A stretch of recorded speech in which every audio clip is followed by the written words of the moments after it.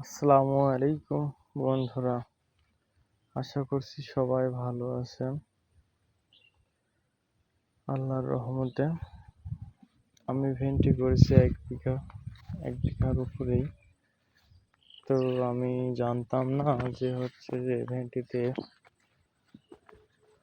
লাল সার দিলে ভেন্ডির গাছ ছেড়ে দিতে হয়। এই কারণে আমার গাছের বেশ ক্ষতি হয়ে গেছে, যে দেখতে পাচ্ছেন দর্শক, খুব ক্ষতি হয়েছে গাছের।